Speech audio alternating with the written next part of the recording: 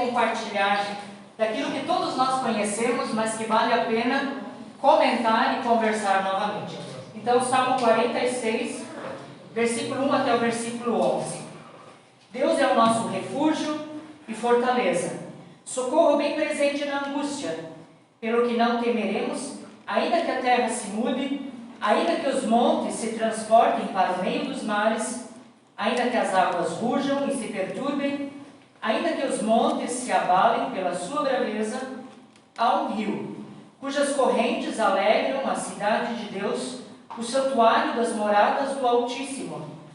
Deus está no meio dela, não será abalada. Deus a ajudará ao romper da manhã. As nações se embraveceram, os reinos se moveram, ele levantou a sua voz e a terra se derreteu. O Senhor dos exércitos está conosco, o Deus de Jacó é o nosso refúgio. Vinde, contemplai as obras do Senhor, que desolações tem feito na terra. Ele faz cessar as guerras até o fim da terra, quebra o arco, corta a lança, queima os carros no fogo. Aquietai-vos e sabei que eu sou Deus. Serei exaltado entre as nações, serei exaltado sobre a terra.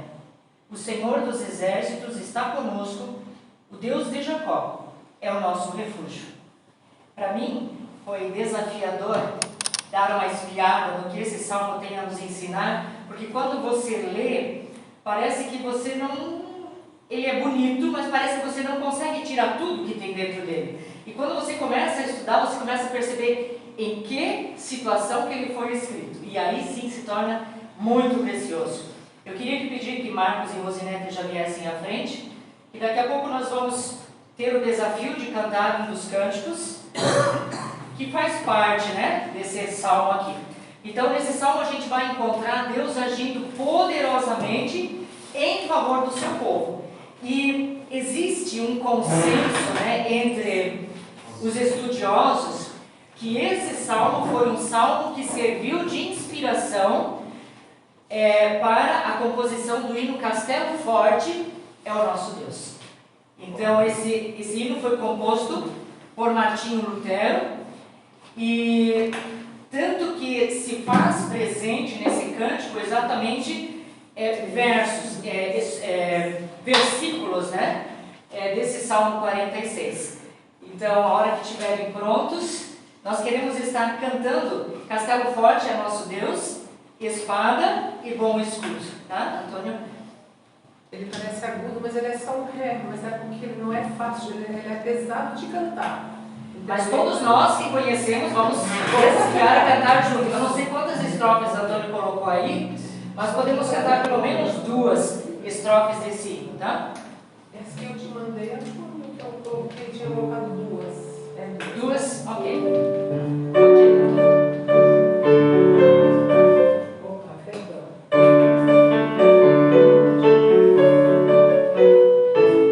Eu esqueci de tocar, toquei tanto ontem e hoje que hoje esqueci, ó.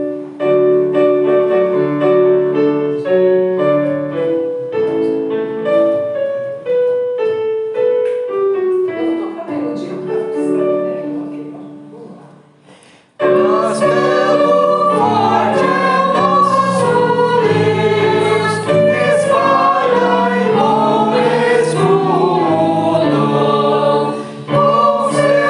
poder defende o céu.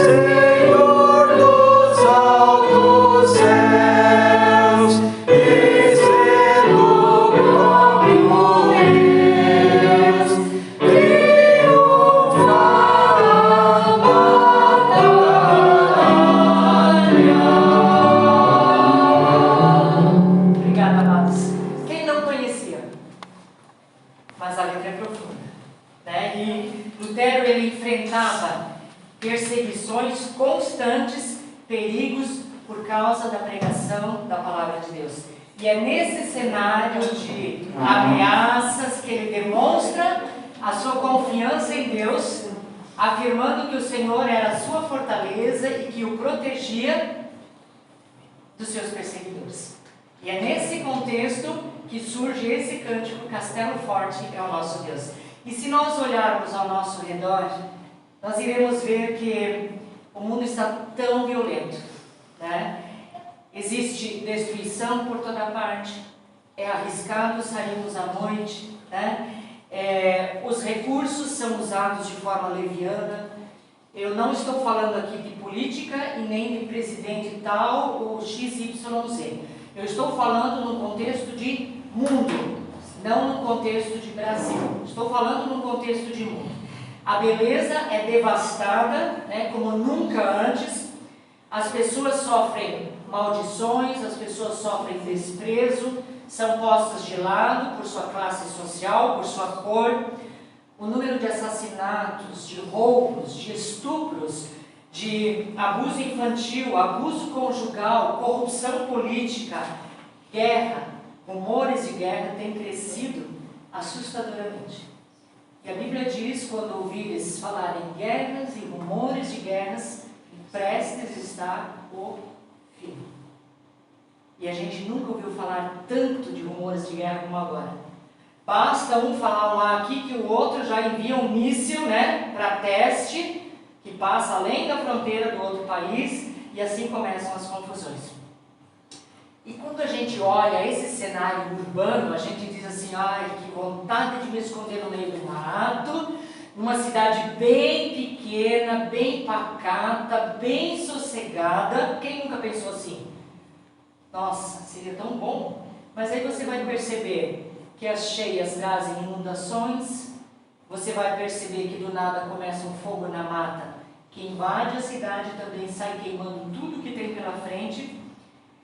E chegamos à conclusão que a terra, o mundo é um lugar hostil, é um lugar violento, tanto na cidade, quanto no campo ou no lugar isolado. E aí, nessa confusão toda, nessa mistura toda, surge esse Salmo 46 como aquele sussurro, aquela coisa gostosa da alma diante de circunstâncias tão adversas, né? E a ênfase desse salmo é sobre a presença do Senhor no meio do seu povo. Sobre como faz diferença nós confiarmos no Senhor durante as transformações e as dificuldades da nossa vida. Nossa vida vai se transformando, não é verdade? De criança a gente não tinha preocupações. Vai crescendo e a nossa vida vai se transformando e tudo parece tantas vezes estar confuso. E como é gostoso termos no Senhor essa confiança, né? O Salmo 46, ele é um salmo de fé. Ele se concentra no Senhor Deus e no que Ele é e quem Ele é para aquele que nele confia. Então é um salmo que expressa alegria pelo livramento que o Senhor concedeu ao seu povo durante um sítio terrível. E a gente já vai entender isso, né? É possível, ou há grandes afirmações, que o autor do Salmo 46 seja Ezequias, tanto do 46 quanto do 47 e do 48. Lembrando que Ezequias significa o Senhor é a minha força. E aí me vieram alguns cânticos, né? O Senhor é a minha força, meu refúgio e salvação. Tantos cânticos vêm à mente quando você vai preparando a palavra que dá vontade de ir cantando para ir complementando essa palavra, né? Ezequias era poeta e era filho do rei Acaz. Acaz foi um rei péssimo e perverso. Com medo de ser subjugado pelos assírios, né? Ele começa a adorar aos deuses assírios, vivendo como um apóstata, como aquele que se afastou completamente do Deus vivo e verdadeiro. A perversidade do rei Acaz era tão grande, vejam, Acaz era pai de Ezequias. A perversidade dele era tão grande que para se manter no poder como rei, ele sacrifica alguns de seus filhos no altar de Moloque, um ídolo daquela época. Você consegue imaginar que contexto que Ezequias cresce na sua família? Como ele consegue ser um diferencial na sua família quando ele vê seus irmãos sendo sacrificados a ídolos em altares, a deuses falsos? Que impacto isso tem na vida dele, né? Então, quando Ezequias assume o governo de seu pai, a nação ela estava numa decadência moral e espiritual gigantesca. Não tinha, né? E ele começa a reinar com 25 anos e reina por 29. Lembra que é o mesmo Ezequias que ao adoecer ganha mais 15 anos. Lembra que Isaías leva uma mensagem, quando vai embora Deus o faz voltar e diz: ouvi sua oração e estou te dando mais 15 anos. É esse Ezequias. E ele se torna rei de Judá, e seguindo o exemplo dos seus antepassados, né, de Davi, ele faz o que é reto aos olhos do Senhor. Faz o que agradava a Deus. Então isso até nos serve como uma orientação, né, dizendo assim: poxa vida, também da família que ele veio só podia ser assim. A gente não ouve isso, mas olha de que família veio Ezequias. E ele de repente, ao assumir o trono, ele era alguém que agradava a Deus e que era reto aos olhos do Senhor. E quando ele assume o reinado, a primeira coisa, ele desfaz a aliança que o seu pai Acaz havia feito com a Assíria. Ele desfaz essa aliança. Ele tira os altos, ele quebra as estátuas, ele deita abaixo os bosques, né, que eram para adoração a ídolos. Ele faz em pedaços, inclusive, a serpente de metal que Moisés fizera no deserto. Lembram dessa serpente? Moisés é orientado por Deus a fazer uma estaca de metal, uma serpente de metal, que quem fosse picado pelas serpentes no deserto, ao olhar para essa estaca, né, ficaria curado. Já uma referência a Jesus, né? Mas os filhos de Deus, os filhos de Israel, a mantiveram e queimavam incenso diante dela e lhe chamavam Neustã. O que era para trazer cura, havia agora também virado Deus. E Ezequias põe abaixo tudo isso. Ele confia no Senhor, e depois dele a Bíblia diz que não houve semelhante a ele, nem antes nem depois. Não houve alguém como Ezequias. O Senhor não se aparta dele, ele guarda os mandamentos de Moisés. O Senhor foi com ele, e para onde Ezequias ia, ele se conduzia com prudência. Um desafio hoje para nós como filhos de Deus. Aonde você e eu vamos, nós nos conduzimos com prudência? As pessoas conseguem ver Jesus em nós? O Salmo 46, ele foi escrito, agora nós vamos ver, antes nós vimos quem o escreveu, e quando ele foi escrito. Ele foi escrito quando Senaqueribe, o poderoso rei da Assíria, tenta invadir Jerusalém, porque ele estava muito irado. E por que ele estava irado, a gente já viu.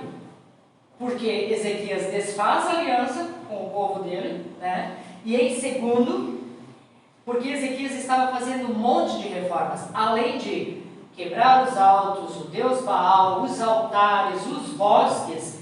Ezequias também ordena a abertura dos portões do pátio do templo, a retirada de dentro do templo dos ídolos, de tudo que era impuro, a purificação não só dos levitas, mas também do templo.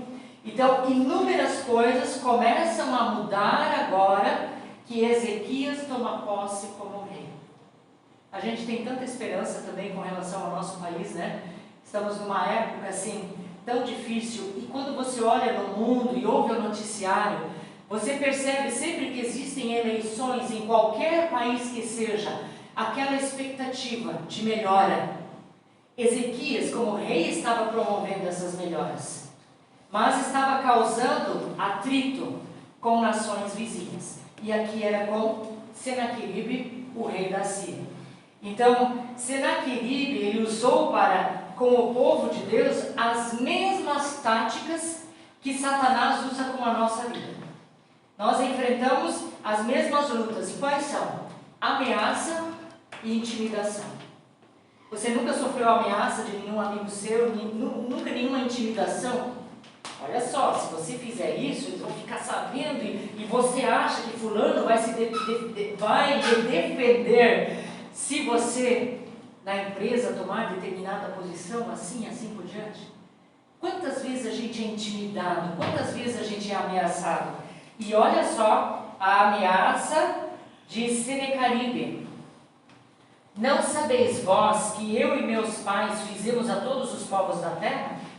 Acaso puderam, de qualquer maneira, os deuses das nações daquelas terras livrar o seu país das minhas mãos?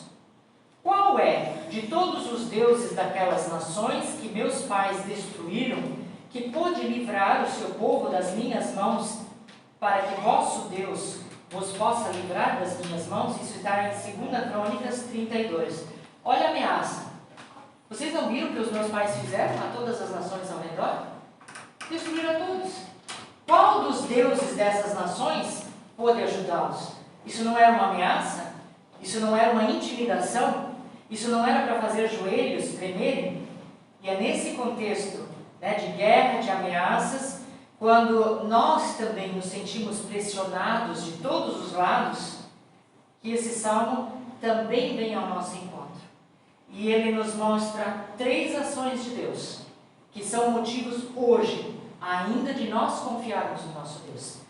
E a primeira ação, Deus é. O que Ele é?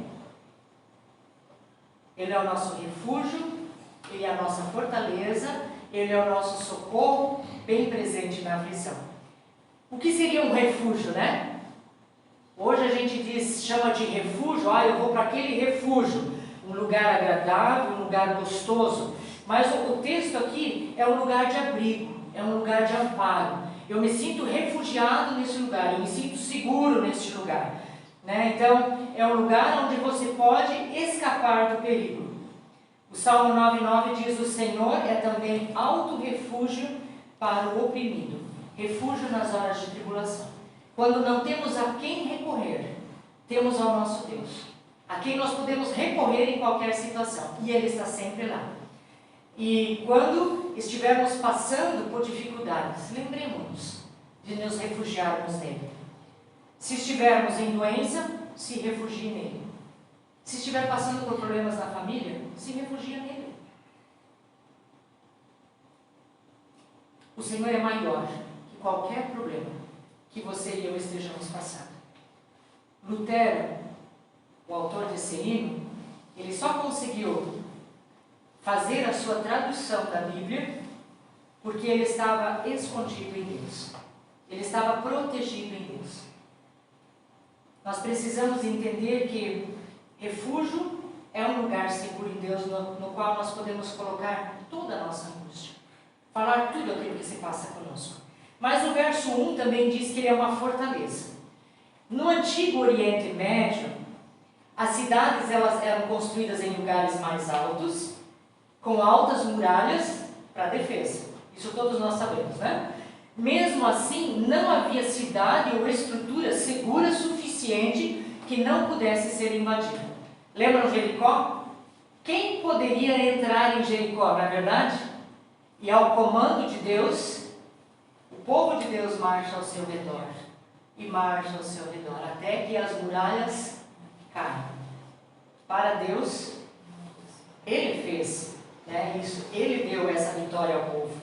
Mas isso comprovava também que não existe lugar seguro. No entanto, aqui fala daquele que é o nosso porto inteiramente seguro.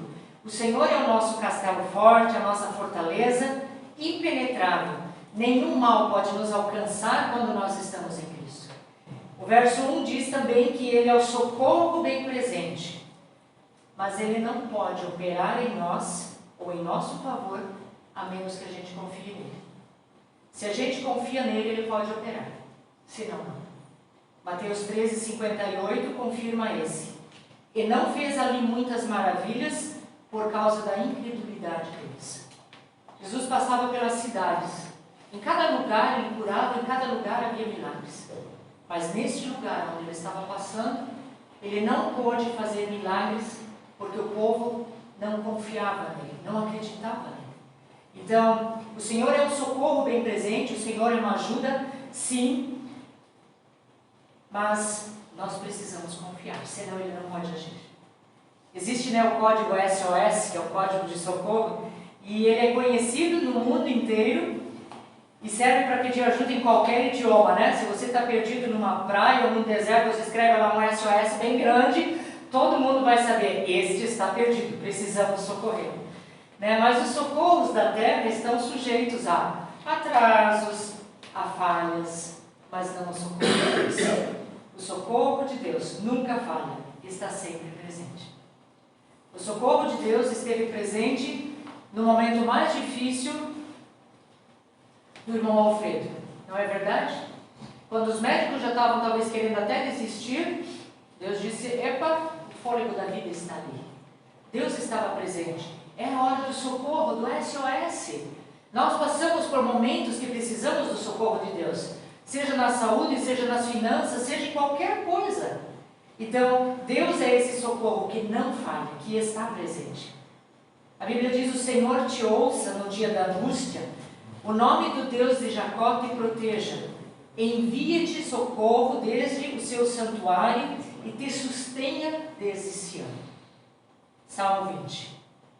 Nosso Senhor está do nosso lado, nosso Senhor provê socorro oportuno em tempos de dificuldade, Ele nunca chega atrasado, com Deus não há imprevistos. Tive um imprevisto, cheguei atrasado. Tive dor de barriga, não pude naquele lugar. Imprevistos. O Salmo está dizendo que nós, quando estamos em situações difíceis, das quais nós não somos capazes de escapar, quando estamos no beco sem saída, o Deus que é o nosso refúgio e fortaleza nos socorre providencialmente. Rosinete tem experimentado que em tempos de dificuldade financeira Deus tem aberto portas onde ela nunca imaginou. Deus socorre providencialmente. É providência dele, é presente dele. Claro que temos que fazer a nossa parte, amados?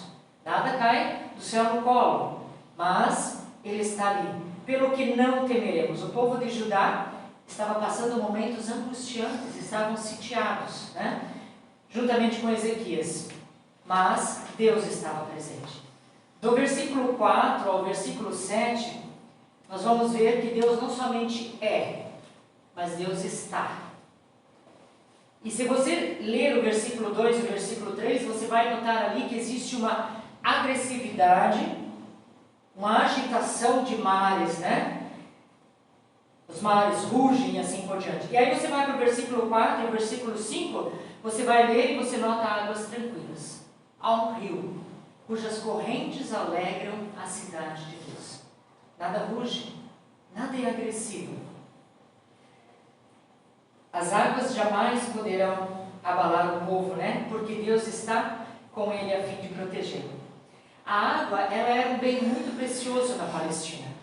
E todas as cidades eram construídas perto de rios. Mas isso não aconteceu com Jerusalém, que era uma das poucas cidades da antiguidade que não foi construída perto de um rio. Então Ezequias havia usado de sabedoria e construído um sistema subterrâneo, como um túnel de abastecimento de água que ligava os mananciais de Gion, no Vale do Cedro, ao tanque de Siloé. Uns dizem que era ao tanque de Siloé e outros simplesmente falam que era um sistema que existia dentro da cidade. Veja que interessante. Deus usa Ezequias para o abastecimento também da cidade. Sendo assim, em épocas de guerra, o suprimento de água estava garantido. Havia água para matar a sede. A corrente de água era incessante. Isso era motivo de alívio, era motivo de felicidade. O rio de Deus é o fluxo contínuo da sua graça, glória e poder no meio de nós. Esse rio de graça, esse rio de poder está em nosso meio e quer agir. A sua proteção, ela flui como um rio a partir da fonte do compromisso do Deus eterno para com aqueles que o honram, para com aqueles que o amam. A garantia disso está no versículo 5 que diz: Deus está no meio dela, jamais será abalada. Deus a ajudará ao romper da manhã. Então nós podemos afirmar que Deus está dizendo: eu estou no meio da sua família, eu estou no meio do seu trabalho, eu estou no meio do seu casamento, eu estou no meio do seu negócio. Deus está no começo, no meio e no fim da minha e da sua história.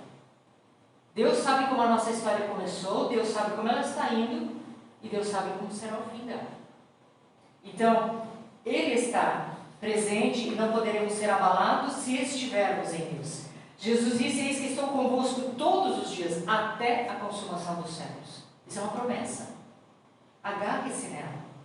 Porque desde a antiguidade não se ouviu, nem os ouvidos se percebeu, nem com os olhos se viu um Deus além de ti, que trabalhe para aquele que nele espera. Deus trabalha por nós. Espere nele. Se nós estamos esperando em Deus, então nós também devemos descansar no nosso coração, porque Ele está trabalhando para nos dar a vitória. O que significa que Ele está no governo. Ou seja, Ele está no controle de todas as coisas, da minha e da sua vida. O mundo ele não está entregue nas mãos de um Deus irresponsável que não sabe o que está fazendo, que deixou tudo à sua própria sorte. Mas Ele trabalha para a provisão e sustentação nossa e do mundo. E por último, Deus faz. O que é que Ele faz? Jerusalém era uma cidade santa, separada por Deus, que abrigava o seu santuário. Mas, amados, isso não era nenhuma garantia de vitória. Deus é nosso amparo, nossa fortaleza, e nem sempre isso é garantia de vitória. Porque Jerusalém precisava andar, seu povo precisava andar com o Senhor. Então, a fim de que o Senhor os ouvisse e salvasse, o rei e o povo precisavam voltar-se para o Senhor. Isso vale para nós hoje.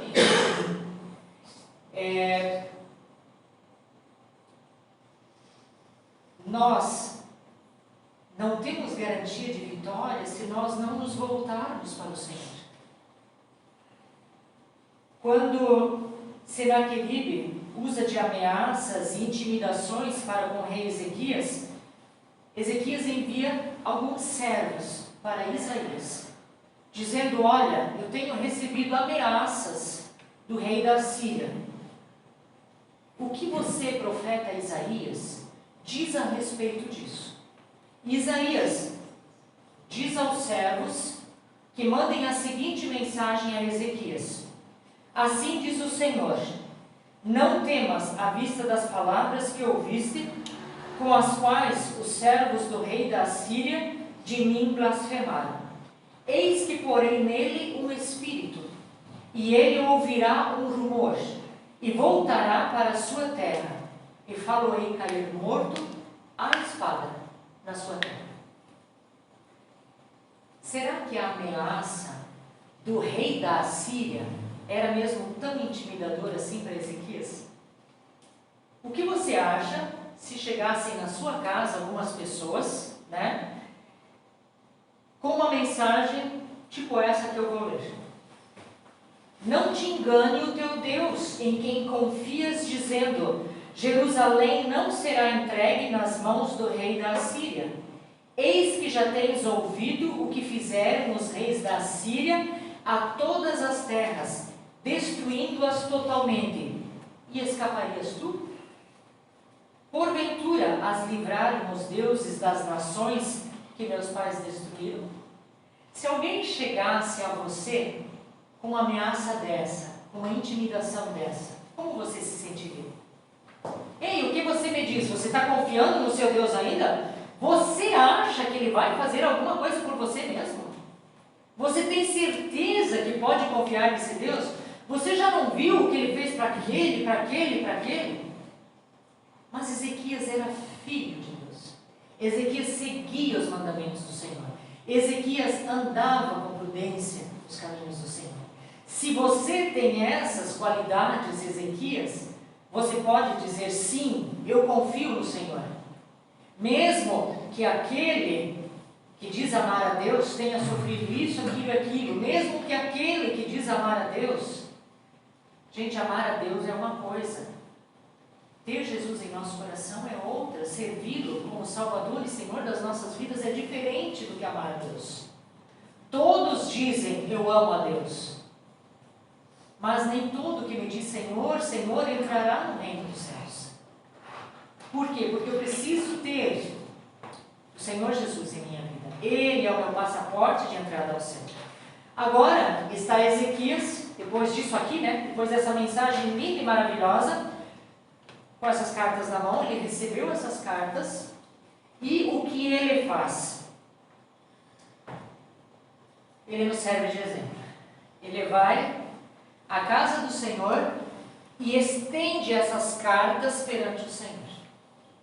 Eu imagino Ezequias ajoelhado, colocando essas cartas que ele recebeu diante do chão ali, e ele inicia adorando a Deus pelo que ele é. Ele pede que Deus incline os ouvidos e ouça o que ele tem a dizer, que abra os olhos e olhe, que ouça todas as palavras que Senaqueribe escreveu, que ele colocou ali para afrontar o Deus vivo e verdadeiro. Ezequias também reconhece diante de Deus que o que Senaqueribe coloca é verdadeiro. Olha, Deus, realmente o que o rei da Síria está colocando é verdadeiro. Aconteceu assim. Mas eu confio no Senhor. E mais uma vez ele pede que o Senhor os livre. Agora, pois, ó Senhor nosso Deus, livra-nos das suas mãos, para que todos os reinos da terra saibam que só Tu és o Senhor. 2 Reis 19. E Deus socorre Jerusalém. Lembram de quando o povo saiu do Egito? Eles tinham que colocar sangue no umbral das portas, porque o anjo ia passar e o filho mais velho ia ser morto. Aqui, Deus socorre Jerusalém. O anjo do Senhor passa pelo meio do arraial dos assírios e mata em uma noite 185 mil homens. Consegue imaginar? Quando levantam de manhã e saem porta fora, vêm todos aqueles corpos espalhados pelo arraial. E eles olham, e aquilo não tem fim. São 185 mil mortos, com armas e equipamentos quebrados e espalhados. Não tinha ocorrido batalha nenhuma. A Síria iria entrar em Jerusalém para matar, mas não houvera batalha. Deus envia um anjo para lutar por esse povo, como resposta à oração de Ezequias. E o anjo do Senhor, ele deixa esses vestígios a fim de estimular a fé do povo de Deus. Você consegue imaginar quando a gente tem uma resposta de oração, como é gostoso, como é precioso? Deus ouviu a minha oração. Deus ouviu nossas orações quando, semana passada, oramos pela irmã Nete, que ela pôde fazer esse cateterismo bem sucedido, porque as perspectivas eram ruins, mas Deus esteve ali, permitindo que aquele stent passasse e abrisse, para que o sangue pudesse voltar a fluir novamente. Pastor Moacir tantas vezes disse: a irmã Nete tem cansado tanto quando anda. Mas claro, do seu lado esquerdo o sangue vinha até o joelho e não fluía até onde tinha que ir. Ele chegava até o joelho e voltava para o pé. Subia do pé para o joelho e voltava. Se o teu sangue não flui até onde deve fluir, um cansaço enorme se instala. E quando você vê essa resposta de oração, você se regozija, porque você vê que Deus está presente em cada situação da nossa vida. Senaqueribe o rei da Síria volta para casa. E ele vai adorar no templo do seu deus Nisroque. E é morto à espada por 2 de seus filhos, Adrameleque e Sarezer, que fogem em seguida. Como isso se repete hoje, né? Você mata alguém e sai disparado para que ninguém te ache. Né? Os filhos mataram o pai como Deus havia previsto. Você vai morrer em casa. E aqui foi morto pelos filhos. Vinde contemplai as obras do Senhor, e que desolações tem feito na terra. Como tem defendido o seu povo. Deus faz cessar guerras que podem ser de várias naturezas, mas Deus faz cessar. Deus faz cessar a guerra na nossa família. Deus faz cessar a guerra no nosso trabalho. Deus pode fazer cessar as guerras que estão acontecendo no nosso mundo hoje. Deus faz grandes coisas. Ele faz coisas tão grandiosas que se não podem esquadrinhar, e tantas maravilhas que se não podem contar. Jó 5, versículo 9. Isso me faz lembrar, meu pai sempre conta que quando eles moravam lá no interior de São Paulo, eles colocavam fogo naquele matinho baixo, para que depois pudessem plantar de novo. E eles colocaram fogo porque eles tinham, né? Até a divisa, tudo certinho. Mas de repente começou um vento muito intenso. E aquelas labaredas começaram a subir. E ele era criança pequena. E ele disse, quando aquelas labaredas estavam altíssimas, eu vi a minha mãe cair de joelhos e dizer, Senhor, é contigo. Deus me socorre, para que não entre na plantação do meu vizinho, para que não queime a casa do meu vizinho. E o pai contava isso, né? Ele dizia, como criança eu observei aquele fogo foi descendo e se aquietou e ficou aquela coisa baixinha. Isso são milagres de Deus. Isso são respostas de Deus. Grandes coisas fez o Senhor por nós, por isso estamos alegres, diz o Salmo 126. Venham, vejam as obras do Senhor. Dê uma longa olhada, analise o que Ele está fazendo. Deus está nos convidando, isso vai exigir atenção, paciência, energia, concentração. Todo mundo faz mais barulho do que Deus. Deus não é um Deus de barulho, Ele não coloca um baita cartaz, um outdoor, não, eu encontro Ele na minha intimidade com Ele.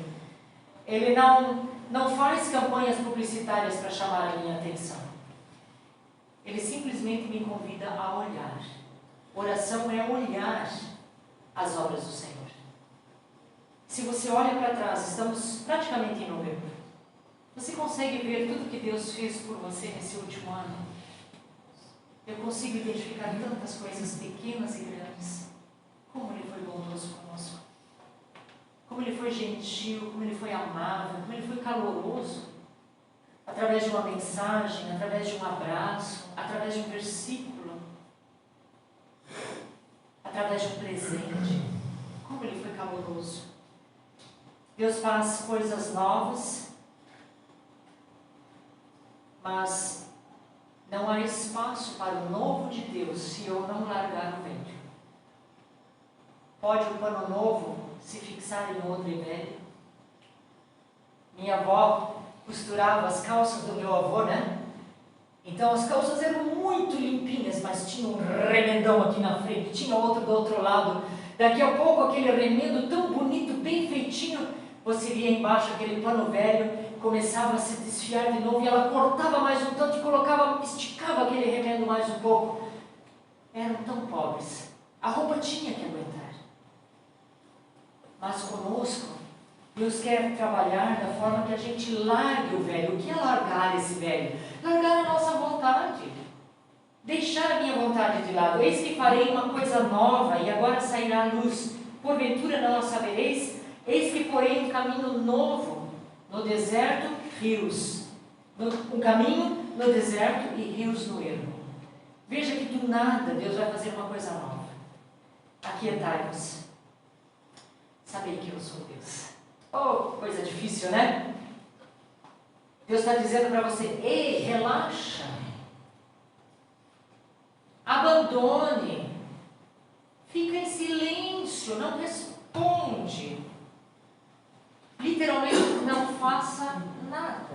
descansa. E nós gostamos de mexer em tudo, né? De dirigir a nossa vida, de tomar as decisões. Eu olho para trás, no nosso antigo ministério, e percebo quantas coisas eu fiz pela minha vontade, sem perguntar ao meu Deus. Quantas vezes eu trabalhei para Deus e não com Deus. Isso faz toda a diferença. E eu me arrependo disso. Podia ter sido diferente, muita coisa. Deus é Deus. Nós somos apenas servos. E só conseguiremos obedecer ao comando se nós conhecermos quem é Deus na nossa vida. O Senhor, Ele chama a si mesmo de Deus de Jacó. E o que vem na nossa mente quando a gente lembra de Jacó, né? Aquele que lutou com Deus no vale de Jaboque. Aquele que se meteu num monte de apuros. Por quê? Porque ele queria intervir nas circunstâncias, porque ele queria fazer o papel de Deus. Né? Vende a sua primogenitura com um prato de lentilhas.